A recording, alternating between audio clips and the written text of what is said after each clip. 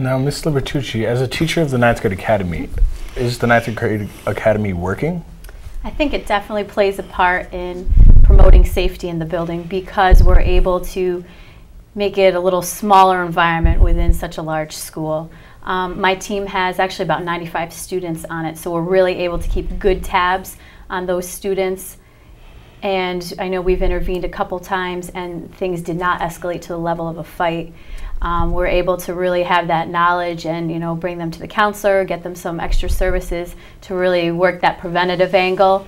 And since we're keeping track of such a small number of kids, we know them so much better and can really make them feel part of the school and feel safe. And that's to prevent them during their 10th, 11th, and 12th grade years? Yeah, I think we were actually just talking a minute ago about our suspensions from our team and our in-school list from the team, and it's so much greatly reduced from what the 9th grade class looked like last year.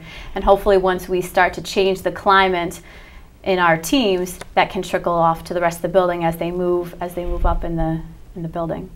Ninth Grade Academy is the teachers in the Ninth Grade Academy and working as teams are employing some creative, innovative strategies for instruction that are and getting the students to be more engaged and focused on learning, and that's an important part of avoiding disruptive behavior, because as students become more engaged in what they should be engaged in learning, they're not as frustrated about the challenges of accessing a rigorous instruction, and so thus they avoid those behaviors that we don't want them to have.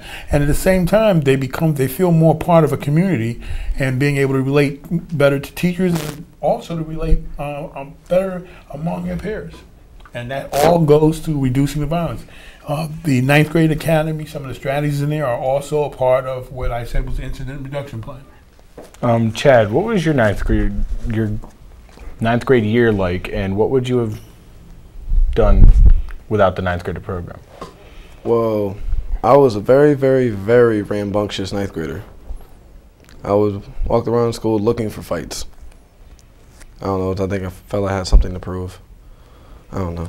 But, I'm a former gang member, quote word, former, but it helped me out a lot because, now I'm a 12th grader and I'm actually going to walk across the stage and be the first in my family to actually walk across the stage and actually grab that diploma and go to college.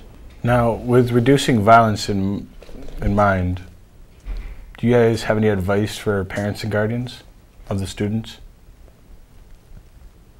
I don't talk to your child about how their day goes at school, like what happened, anything you want to talk about, any way you could have done it differently. I would say to really get to know what your child loves, because when they can do their passion, fulfill their passion, and see school as a springboard for them fulfilling what they desire to do in life, I think it goes into what Mr. Fields was saying, that they come to school focused on learning, and it leaves very little room for them to be engaged in dramatic situations. It's very important for parents to support their children in their interests and helping their children find their interests, to find something important for them in school, and that'll help them be more engaged in their learning process. And always emphasizing that there is another way to handle any kind of disagreement other than reacting with any kind of violence. And also that, some of the things are not even actual violence, it's this disruption in school, because that's a part of it. Anything that disrupt the learning process in the classroom is also part of the VEDA reporting process.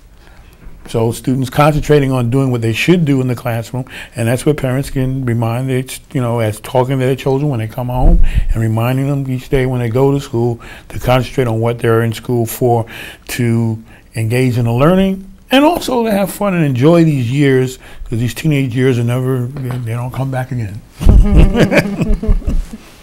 Just overall keep the lines of communications working both ways. I mean, as teachers and administrators communicating with the parents and the parents communicating with us, all of that can make the school a much more safe environment. Well, that about wraps it up for the show today, and on our next show we will be talking about the persistently low achieving list.